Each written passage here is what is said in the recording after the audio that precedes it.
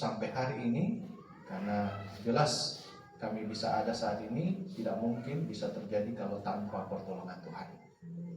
Dan kami sungguh bersyukur untuk semuanya, dan bahkan kasih-Mu juga yang memperkenankan kami untuk bisa belajar kebenaran firman Tuhan saat ini. Tuhan pimpin kami, berkati kami, agar apa yang kami lakukan sungguh-sungguh menjadikan iman kami semakin bertumbuh, dan terlebih nama-Mu yang dipermuliakan. Dalam nama Tuhan Yesus kami berdoa dan bersyukur. Amin. Nah, jemaat yang dikasihi Tuhan, ini kisah tentang penampakan Tuhan Yesus. Dan di ayat yang ke-24 sampai 29 ada satu orang yang menjadi pusat perhatian di sini. Ya, selain Tuhan Yesus itu sendiri, tetapi ada seorang yang menjadi pusat perhatian, yaitu siapa? Thomas. Ya, Thomas di sini. Mengapa dia menjadi seolah-olah perikop ini khusus untuk membicarakan Thomas gitu? Mengapa? Ya, karena kalau kita baca dari ayat yang ke-19, saat Tuhan Yesus menampakkan diri ya kepada para murid yang lain, yaitu 10 murid di sini, karena ya 10 rasul ya, karena kan satunya sudah tidak ada, siapa? Yudas. Dan yang pertemuan ini si Thomas juga tidak ada. Berarti ini ada 10 murid, 10 rasul. Thomas tidak ada gitu. Thomas tidak ada. Dan sehingga ketika para rasul yang sudah bertemu dengan Tuhan Yesus ini ketemu dengan Thomas, ya, kasih tahu dia bahwa kami sudah lihat loh. Kami sudah lihat Yesus, kami sudah lihat guru kita. Apa kata Thomas katanya di sini? Tetapi Thomas berkata kepada mereka, sebelum aku melihat bekas paku pada tangannya, dan sebelum aku mencucurkan jariku ke dalam bekas paku itu, dan mencucurkan tanganku ke dalam lambungnya, sekali-kali aku tidak akan percaya. Sampai hari ini, sampai ada orang punya peribahasa apa? Kamu kayak imannya Thomas, kamu memang Thomas ya. Udah dikasih tahu nggak mau percaya, memang Thomas betul. Jadi sampai hari ini terbawa-bawa gitu. Nah, jemaat yang dikasihi Tuhan, Thomas ya, Thomas. Tapi saudara yang dikasihi Tuhan, kita perlu lihat bahwa ada positifnya karena dengan ketidakhadiran Thomas, dengan ketidakpercayaan Thomas saat itu, ya, kebenaran firman Tuhan tercatat bagi kita, dan sehingga kita mendapatkan hal yang sangat berharga. Tetapi kita akan perlu lihat terlebih dahulu sisi negatif, dampak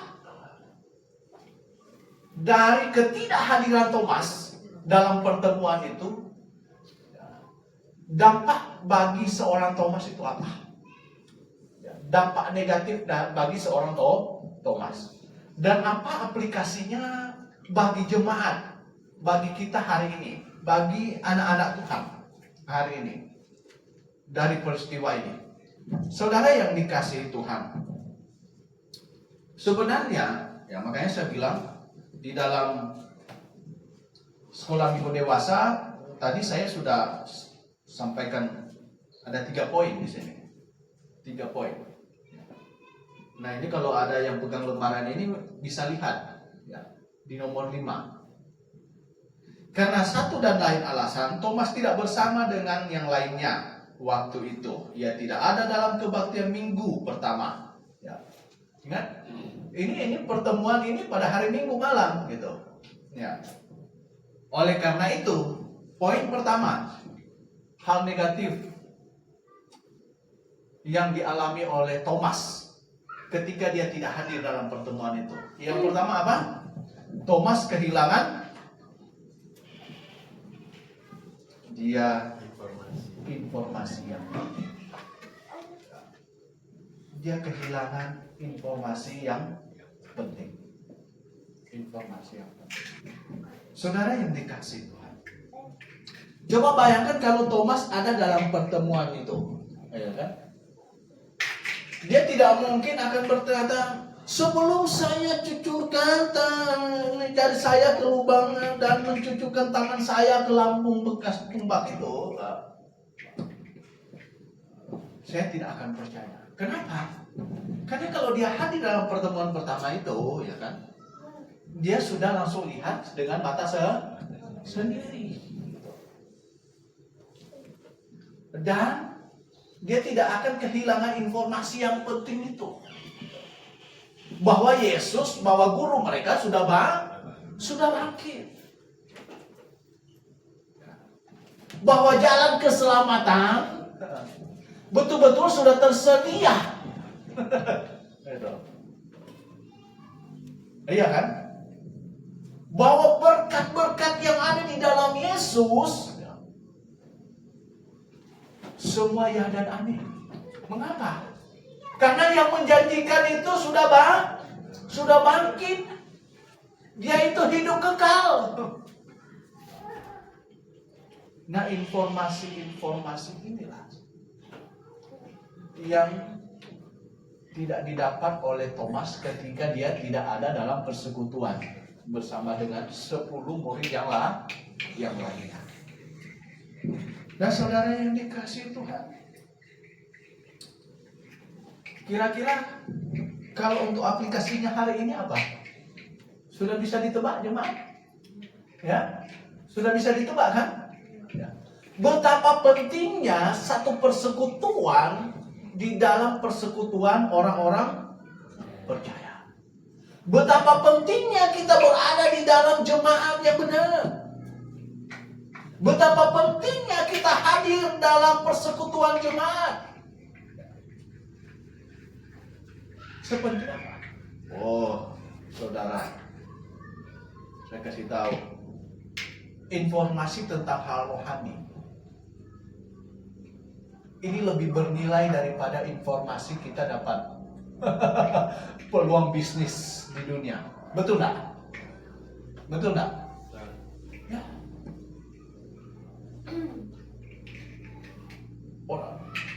Adakan seminar bagaimana supaya bisa menjadi seorang importir sukses. Pendaftaran 200.000 untuk VIP, ya kan, 500.000. Ini masih murah. Ada yang lain sampai 2 juta. Banyak yang hadir. Wah, orang bondong-bondong datang. Kenapa? Oh, ini bisa sukses loh ini. Bisa jadi seorang pengusaha yang hebat loh. Dapat duit banyak loh. Bisa melalang buana keliling dunia nanti kalau dapat duit banyak. Itu saja jangan sampai telat. Rela korbankan waktu, tenaga, duit. Betul enggak? Apalagi hal rohani. Informasi tentang bagaimana memperoleh hidup kekal. Informasi tentang bagaimana bisa berinvestasi di surga. Mengumpulkan saham. Investasi untuk surga. Ya. Dia kan melakukan hal yang benar di dalam Yesus Kristus. Bekerja untuk Tuhan. Ini ibarat kita sudah menabung untuk kita nanti di surga. Karena setiap upah manusia kan beda-beda toh. Nah, informasinya dari mana? Informasinya dari firman Tuhan. Nah, di dalam persekutuan apa yang dibahas? Adalah membahas tentang informasi-informasi itu. Tentang kebenaran. Tentang kebenaran. Coba. Adakah di antara kita yang merasa kehilangan ketika kita tidak hadir dalam satu persekutuan jemaat? Adakah kita merasa rugi bahwa aduh Tuhan, saya minggu ini kenapa tidak bisa hadir? Kenapa saya sakit? Saya akan kehilangan berkat, informasi yang bernilai. Betul enggak? Tapi adakah yang merasakan seperti itu? Seberapa banyak di antara kita yang merasa seperti itu? Saudara yang dikasihi Tuhan, Thomas, saya pikir sudah cukup jadi contoh, betul enggak? Jadi pelajaran. Thomas, dia kehilangan. Saya tidak bisa bayangkan, dia punya statement begitu kuat loh. Sebelum saya mencucurkan jari saya ke bekas paku dan tangan saya ke bekas di lambung yang ditumbak itu, saya tidak percaya. Coba bayangkan kalau Tuhan tidak pernah menampakkan diri kepada dia. Betul enggak? Ini teman-temannya para rasul saksi mata sudah ngomong sama dia masih tidak percaya loh. Oh, saudara yang dikasihi Tuhan, itu sebabnya dalam surat Ibrani katakan jangan mau menjauhkan diri dari pertemuan-pertemuan. Itu sangat penting, saudara, sangat penting. Makanya saya selalu sampaikan, jangan berpikir bahwa hari Minggu kan ada setiap bulan ada 4 kali hari Minggu. Dan 1 tahun ada sekian minggu. Saya absen 1 kali ini toh ya. Padahal dia tidak sakit dan tidak ada sesuatu yang urgent. Ada ini, cuma ada sedikit kurang ini saja sih. Oh, saudara yang dikasih Tuhan, saya tidak bisa bayangkan kalau Tuhan, oh iya, saya juga orang gini juga berkat samamu ya. Coba apa jadinya, betul enggak? Oh, saudara yang dikasih Tuhan, ya, Thomas kehilangan informasi yang penting. Informasi yang penting. Seberapa penting? Oh, saudara, penting sekali informasi ini. Informasi tentang Yesus telah bangkit ini penting enggak? Penting sekali. Hari ini selain Yesus telah mati, informasi yang sangat penting bagi seluruh dunia adalah bahwa dia telah bangkit. Karena kalau dia cuma mati tidak bangkit, berarti dia bukan juru selamat. Sangat penting, saudara. Saudara yang dikasihi Tuhan, ya. Dan informasi ini dititipkan kepada jemaat. Informasi ini diestafetkan oleh jemaat. Jemaat dari Allah yang hidup, yang penopang dan dasar kebenaran. Orang yang mau cari tahu tentang kebenaran datang kepada jemaat. Orang yang mau tetap ada di dalam kebenaran seharusnya dia ada di dalam jemaat. Maka tidak ada satu alasan bagi dia sebenarnya untuk mencari kesempatan untuk absen. Saudara yang dikasihi Tuhan, benar. Mengapa? Kalau itu terjadi, berarti kita sedang menjadi orang yang kehilangan informasi yang penting. Informasi yang penting. Informasi yang bernilai. Dan nilainya tak terhitung bahkan.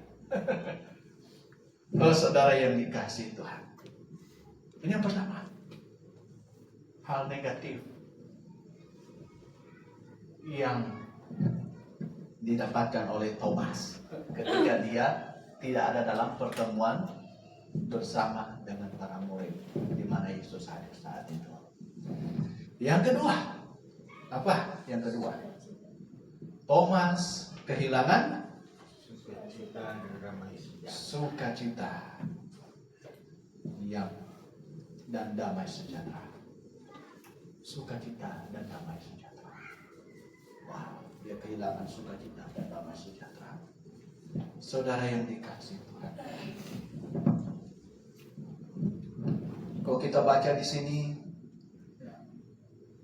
dari awal, bahkan dari ayat 19, Pada waktu itu datanglah Yesus dan berdiri di tengah-tengah mereka dan berkata, damai sejahtera bagi kamu. Wah.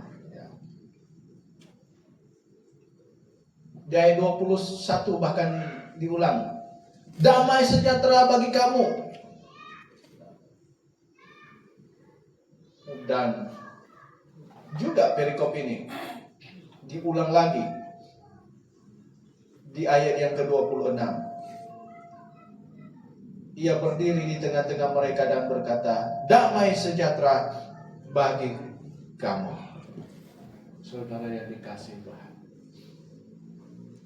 damai sejahtera.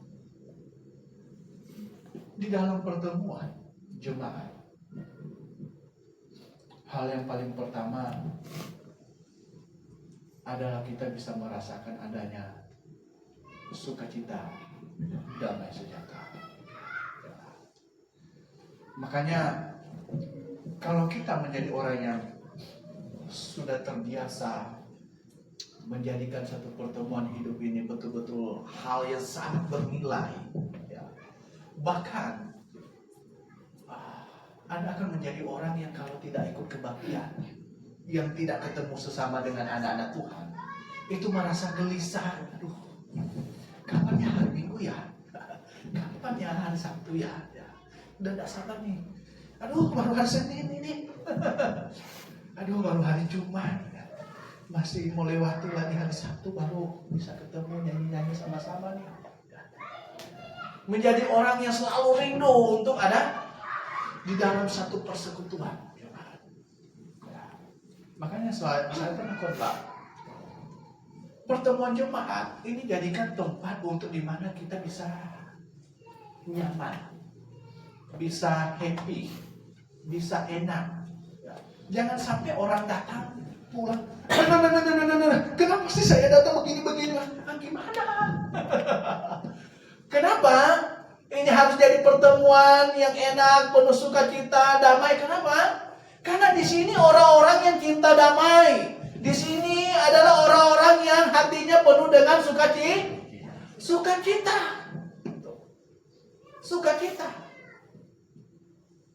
Damai yang padaku lebih dari dunia pun tak dapat diambilnya. Wah, saudara, penuh sukacita. Damai yang daripada Tuhan. Dan kita saling bertemu dengan orang yang suka damai. Enak sekali tuh. Pagi, apa kabar? Ya, wah, senyum-senyum. Pagi, apa kabar? Gimana? Mana bisa? Ya kan? Jemaat yang dikasihi Tuhan. Oleh sebab itu Thomas, saat itu dia ketemu dengan Tuhan Yesus.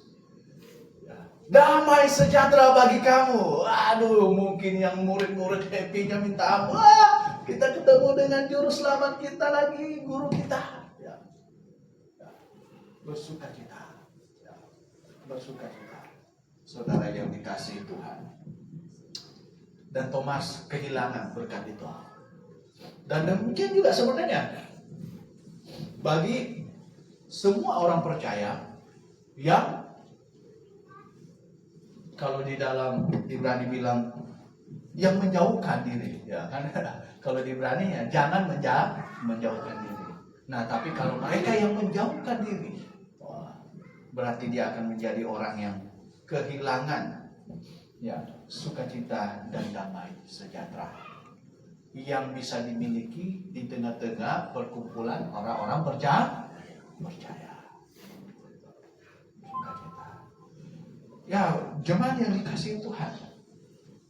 Saya, ya ini mungkin bukan hanya saya, jemaat semuanya mungkin. Terkadang kalau kita duduk di mana setelah kita sudah ngerti kebenaran itu kan. Nah, kita duduk di tempat yang oke, dulunya itu tempat favorit kita. Di situ tempat ngumpul teman-teman kita yang biasa kita ngobrol sekarang. Tetapi setelah kita ada di dalam kebenaran, yang dimana kesukaan kita ngobrol tentang hal-hal yang indah, yang menyenangkan hati Tuhan, dan ketika kita gabung duduk lagi di situ, saya tidak happy loh. Tidak selepas ketika saya ngobrol dengan sesama anak Tuhan yang lahir baru. Tidak se-enjoy ya. Kadang apalagi kalau dia ngomong sudah ada taman kebun binatangnya gitu. Aduh, saya jadi gimana lagi? Tapi beda kalau kita ngobrol ya kan. Setidaknya kita bisa dapatkan misalnya kayak kita ngobrol sambil minum kopi di luar gitu. Wah, lepas sekali kita ngobrol ya gimana? Kemarin saya ketemu dengan orang ngobrol nginjil begini-begini. Nyambung dong dan enak. Nggak ada yang kebun binatangnya ya. Oh saudara yang dikasihi Tuhan. Nah inilah yang firman Tuhan ini sampaikan. Ada sukacita dan damai sejahtera di dalam suatu persekutuan anak-anak Tuhan. Ya. Hal yang ketiga yang ditinggalkan atau yang tidak didapatkan Thomas ketika dia tidak bersama-sama dengan murid yang lain dalam persekutuan, yaitu Thomas kehilangan apa? Persekutuan dengan orang percaya. Ya jelas. Dia kehilangan persekutuan. Wah. Saudara yang dikasihi Tuhan, ini penting loh. Penting. Kita buka di dalam surat Yohanes ya. Surat Yohanes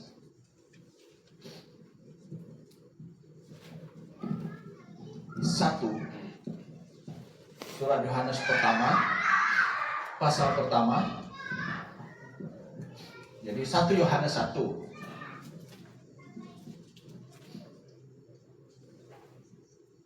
ayat 7.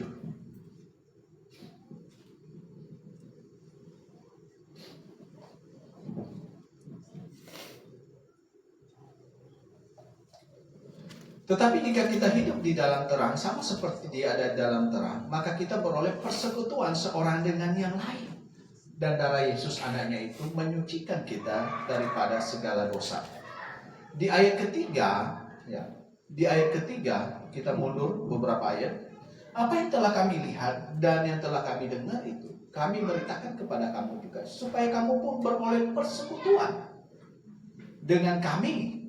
Dan persekutuan kami adalah persekutuan dengan Bapa dan dengan anaknya Yesus Kristus. Nah, Thomas kehilangan persekutuan ini. Sekarang kita pilih mana? Kita mau lebih bersekutu dengan mana? Mau lebih memilih persekutuan dengan Tuhan atau persekutuan dengan mana? Tetap. Persekutuan yang mana? Wah, saudara yang dikasihi Tuhan, kita sebagai anak Tuhan, sebagai anak terang, jelas lebih memilih persekutuan dengan Tuhan. Persekutuan bersama dengan orang-orang percaya, di mana persekutuan itu adalah persekutuan dengan Bapa dan dengan anaknya Yesus Kristus. Wow, saudara. Dan persekutuan ini bukan persekutuan yang bersifat temporal. Betul tidak? Bahkan persekutuan ini bisa berlangsung sampai dalam kekekalan nantinya. Di dalam hidup yang kekal di surga nanti, kita akan bersekutu untuk selama-lamanya. Tapi saudara yang dikasih itu, persekutuan itu tidak akan mungkin terjadi kalau di dunia ini seseorang yang seharusnya bersekutu dengan anak-anak Tuhan bersama dengan orang percaya, di mana persekutuan ini ada persekutuan dengan Bapa dan Yesus Kristus, dia malah menghilang. Wow, saudara. Oke, memang tidak serta-merta dia bisa kehilangan persekutuan di surga nanti. Betul lah. Orang tidak ikut kebaktian 1 bulan, 1 tahun. Saya katakan 1 tahun belum tentu dia masuk neraka toh. Itu seburu-burunya loh. Ya, seburu-burunya. Tapi bisa berpeluang untuk tidak masuk neraka. Kenapa? Bisa menjadi orang yang terhilang. Kalau dia membiasakan diri 1-2 minggu hilang, ya bisa tidak dia menjadi orang yang terbiasa untuk menghilang 1-2 bulan? Bisa. Kalau dia sudah terbiasa 1-2 bulan tidak bersekutu, bisa tidak terbiasa untuk menghilang 1-2 tahun? Bisa. Nah kalau sudah 1-2 tahun menghilang, dan ternyata ditemukan dia malah bersekutu di tempat yang tidak persekutuan dengan Bapa dan Kristus, betul enggak? Bisa hilang enggak? Bisa hilang. Saudara. Oh ini makanya penting enggak dalam persekutuan jemaat? Sangat penting, saudara. Sangat penting. Saudara yang dikasihi Tuhan, di dalam Filemon 1 ayat 6, dan aku berdoa agar persekutuanmu di dalam iman turut mengerjakan pengetahuan akan yang baik di antara kita untuk Kristus. Persekutuan. Wah, bahkan kalau kita lihat persekutuan, ada banyak sekali persekutuan. Berikut tentang persekutuan. Persekutuan penting, saudara yang dikasihi Tuhan. Dan bahkan saking pentingnya persekutuan itu, sehingga Tuhan harus mendirikan jemaat. Ya. Jemaat dari Allah yang hidup, tiang penopang dan dasar kebenaran. Semua orang yang diselamatkan harus dimuridkan. Ya. Dia dimuridkan di mana? Di dalam jemaat.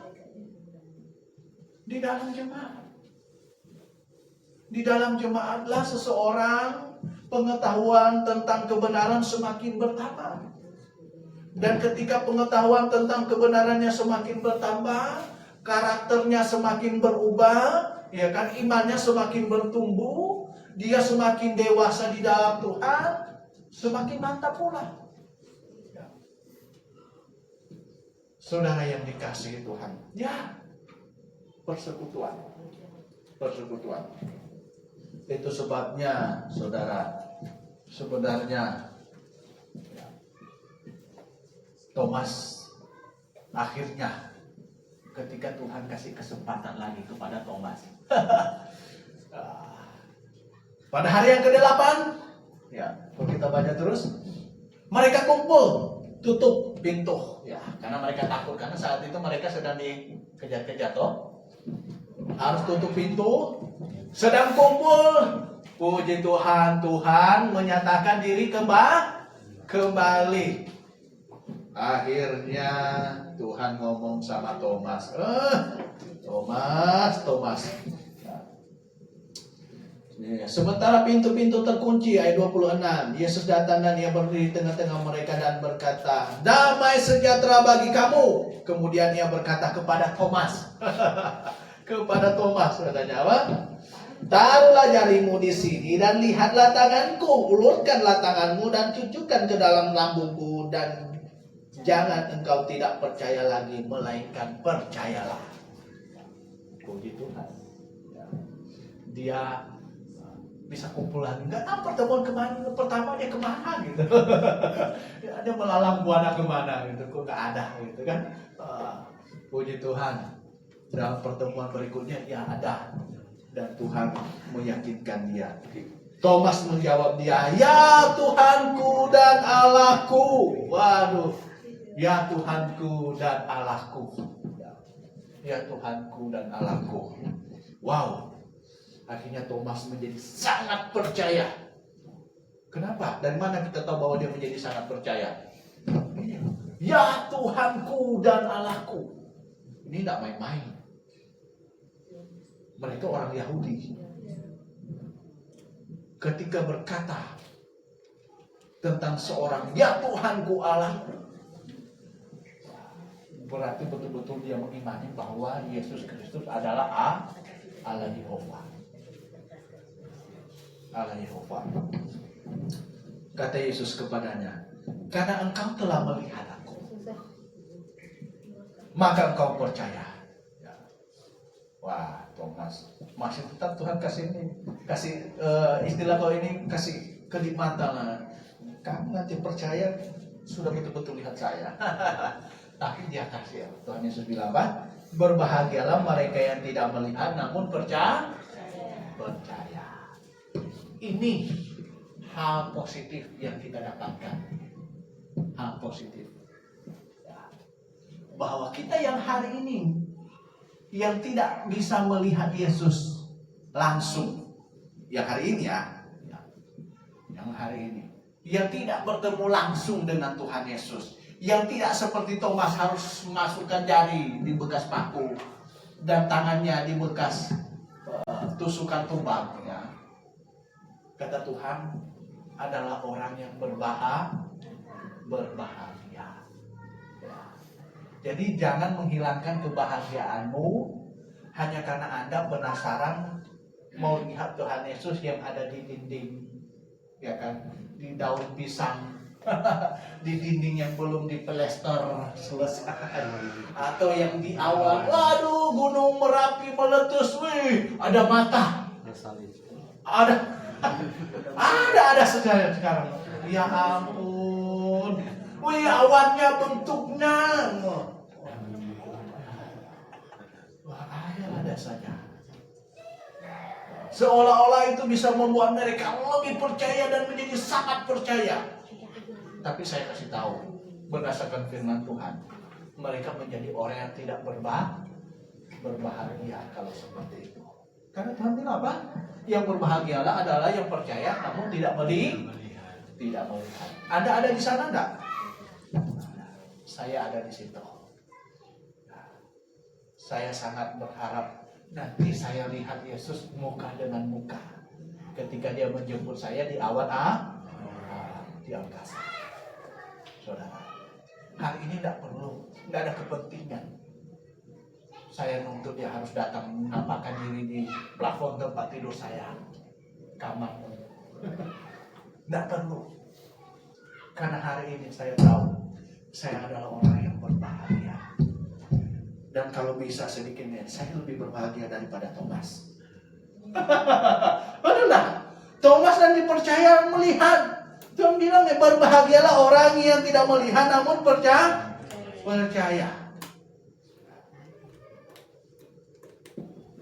Saya sangat berbahagia, Tuhan. Meskipun saya tidak melihat Engkau dengan mata kepala saya sendiri, tapi saya menjadi orang yang berbahagia. Kenapa? Karena saya sudah pasti masuk surga. Saya sangat mengimani bahwa Engkau adalah juru selamat saya satu-satunya. Dan saya tahu ketika saya ada di dalam Yesus Kristus, saya adalah orang yang kapan saja mati pasti masuk surga dan akan menikmati janji-janji yang Tuhan berikan kepada setiap orang percaya. Berbahagia enggak? Berbahagia, saudara. Berbahagia. Oh, saudara yang dikasihi Tuhan. Oleh sebab itu, mari kita belajar dari peristiwa Thomas. Si Thomas ini. Ya, si Thomas. Bahwa jangan pernah kita menjauhkan diri dari pertemuan jemaat. Jangan pernah kita membiasakan diri untuk memupuk. Kalau mungkin sedikit lebih porsinya dosisnya lebih berat ya. Memupuk kemalasan untuk bersekutu dengan anak-anak Tuhan. Jangan pernah. Tetapi yang ada adalah kita berusaha untuk memupuk supaya keinginan untuk bersekutu itu semakin bertambah. Justru itu sebaliknya. Supaya apa? Supaya jangan sampai kita terlewatkan tentang informasi-informasi yang penting. Supaya kita jangan kehilangan sukacita, damai sejahtera. Dan supaya jangan sampai persekutuan saya dengan anak-anak Tuhan dan dengan Tuhan sendiri. Kan tunggu Tuhan toh, jemaat. Saya tidak dapatkan, atau bahkan saya menjadi orang yang nanti terhilang. Betul nggak? Oleh sebab itu, mari jemaat yang dikasihi Tuhan, kita renungkan dan kita senantiasa ingat supaya kehidupan kita semakin berjalan ke arah yang lebih baik lagi di dalam Yesus Kristus. Kita berdoa. Tuhan, kami sungguh bersyukur untuk firman-Mu. Tolong kami agar kami senantiasa bisa mengingatnya, dan terlebih tolong kami agar kami bisa senantiasa melakukannya. Dalam nama Tuhan Yesus kami berdoa dan bersyukur. Amin.